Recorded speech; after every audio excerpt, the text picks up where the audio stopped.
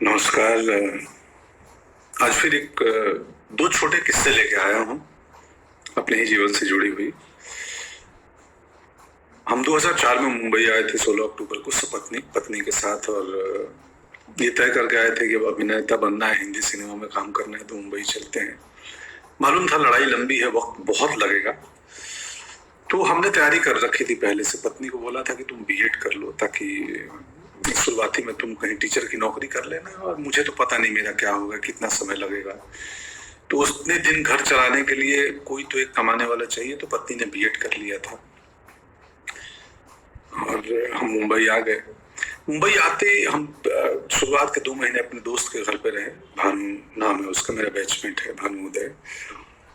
और हम अपने लिए घर खोजते रहे। फिर हमारे बजट के लिहाज से एक कांदीवली वेस्ट में एक छोटा सा घर मिल गया, जहां हम लोग आ गए, शिफ्ट हो गए।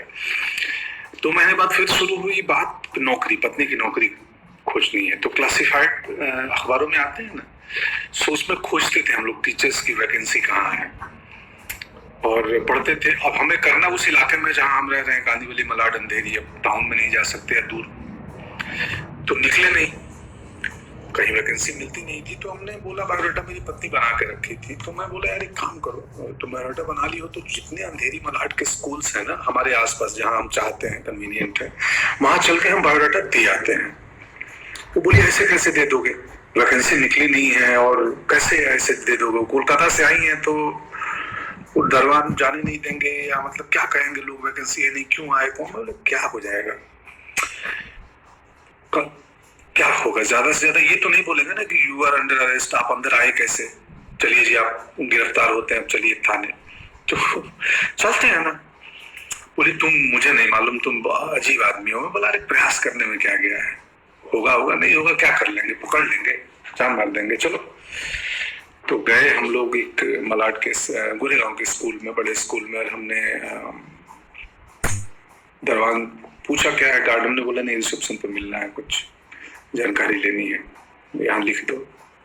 चले गए, मैं नहीं गया, वो गई थी, मैं बाहर खड़ा था। रिसेप्शन पे ये बोलना उसको मत बताना बायोडाटा, उसको बोलना कि मुझे रिसेप्शन से कुछ इन्फॉर्मेशन लेनी है। अंदर गई और उन्होंने बोला भाई एक बायोडाटा है, मैं टीचर की नौकरी खोज रही हूँ। तो रिसेप्शन पे जो महिला बैठी थी उन्होंने बोला हमारे पास वैकेंसी तो है नहीं, बट ठीक है आप आई हो तो दे दो, हम एडमिन तक पहुंचा देंगे, अगर उनकी जरूरत हुई तो आपको बुलाएंगे। कट्टू, सिनेमा वालों की भाषा है कट्टू, मतलब इसके बाद मैं एक दूसरी कहानी पे आता हूँ। बायोडाटा दे दिया, उस महिला ने बोला कि एडमिन तक खबर दे दूंगी, जरूरत पड़ी कभी लगी तो बुला देंगे। आ गई, बोले चलो ठीक है, बस हमने अपना काम कर लिया। दूसरी कहानी मेरी क्या चल रही थी, मैं उस समय हार्ड कॉपी तस्वीरों का वक्त था, तब मेल नहीं आए थे कि हम मेल कर दे तस्वीरें, या ऑडिशन बात का चीज है, पहले आपकी तस्वीर पसंद आनी चाहिए तब ऑडिशन के लिए बुलाते थे, और तब कास्टिंग डायरेक्टर्स भी नहीं आए थे। अभी जो बहुत सारी कंपनियां हैं, बहुत सारे लोग हैं, करते हैं और अच्छा काम कर रहे हैं। तो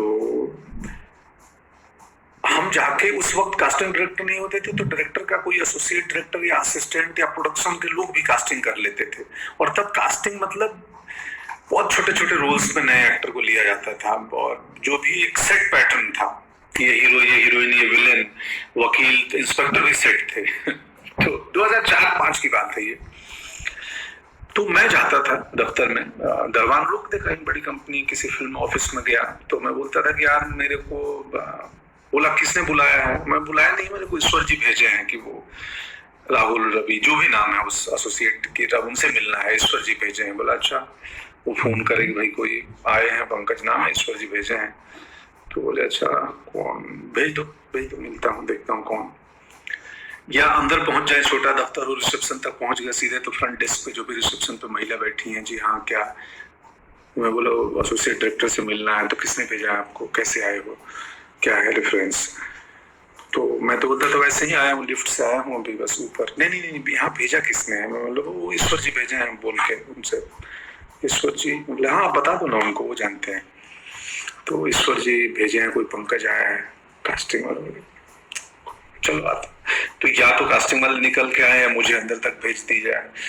मेरे पास कास्टिंग वाले आए, बोले हाँ जी बोलिए बताइए आप। तो मैं बोला जी मैं एक्टर हूँ, और ये मेरी तस्वीर है, मुझे पता चला आप कास्टिंग कर रहे हो। तो बोला बट ईश्वर जी कौन ईश्वर जी भेजे हैं वो प्रोडक्शन में या कुछ कॉस्ट्यूम या किस डिपार्टमेंट, कौन से ईश्वर जी? मैं हंस देता था, बोलता था वो ईश्वर जी जो उधर बैठे हैं, जो सबको भेजे हैं दुनिया में। तो कई लोग हंस देते थे, ये 2-4 बार ही हुआ, अक्सर नहीं हुआ ये किस्सा। कई लोग हंस देते थे और बोलते थे यार बढ़िया सेंस ऑफ ह्यूमर है या बढ़िया अप्रोच है तुम्हारा, लाओ तस्वीर दो, कहाँ से एक्टिंग सीखे हो, क्या किए हो। एक आध नाराज भी हो जाते थे। 2-4 बार किया था ये। मुझे मेरे दोस्त आज ही फोन आया था दिन में, हेमंत का, तो उन्होंने बताया कि यार तुम याद है तेरे को तो ईश्वर जी बोल के कहीं घुस जाते थे, ईश्वर जी भेजे हैं। तो याद आया। और हम एक्टर्स को कैसे पता चलती थी कि कास्टिंग कहाँ हो रही है? एक इन्फिनिटी मॉल है अंधेरी में, वहां पे बहुत सारे एक्टर्स शाम को बैठते थे और वहां इंफॉर्मेशन एक दूसरे को दी जाती थी। हम इतने वहां इकट्ठे होने लगे कि बाद में मॉल के जो सिक्योरिटी मैनेजमेंट, सिक्योरिटी वालों ने हमें खदेड़ दिया कि तुम लोग चले जाओ, यहाँ भीड़ नहीं चाहिए।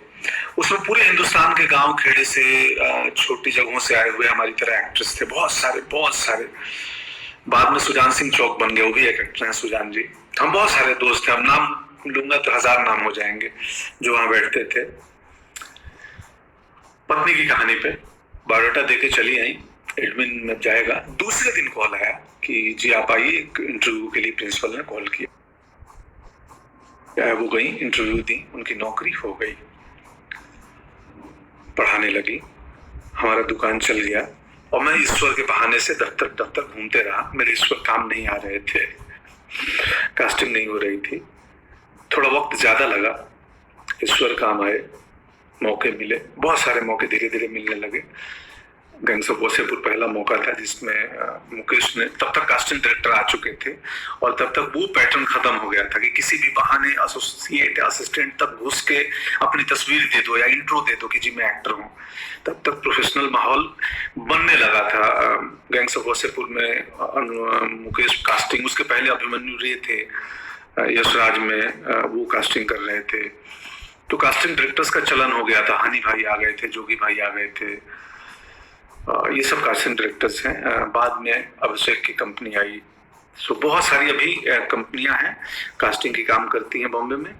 सो पत्नी की नौकरी लग गई और मेरे इस वक्त कुछ सालों बाद काम आए और जब प्रोफेशनल हुआ माहौल तो हमें काम मिलने लगे। और बाद के दिनों में अब तो इतने ज्यादा काम मिलने लगे कि घर पे किसी एक को रहना जरूरी है, मेरे और पत्नी में से।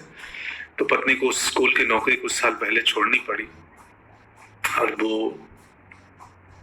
अब वो घर चलाती हैं, मुझे मैनेज करती हैं, हमारे बाकी बिजनेस को मैनेज करती हैं। ये है किस्सा। कुल जमा बात इतनी है कि प्रयास नहीं छोड़ना चाहिए। हम किसान परिवार से आए हैं। किसान एक बीज डालता है जमीन में और डालने के बाद उसको मिट्टी से ढक देता है। उसको मालूम है कि इसमें वक्त लगेगा। मेरा काम है फेवरेबल कंडीशन देना, इसको वक्त पे पानी देना, वक्त पे धूप देना, खाद देना, आसपास घास आ गए, कचरा आ गया, सफाई करना। ये एक दिन पौधा बनेगा और फिर फल आएंगे। इसमें धीरज बहुत बड़ी चीज होती है। आप जिंदगी में जो काम करना चाहते हो, कोई भी काम छोटा नहीं है, कुछ भी, मतलब आप किसानी में भी कमाल कर सकते हैं, आप कहीं पे भी कर सकते हैं। खैर, शुक्रिया, आज का किस्सा इतना ही। Thank you so much.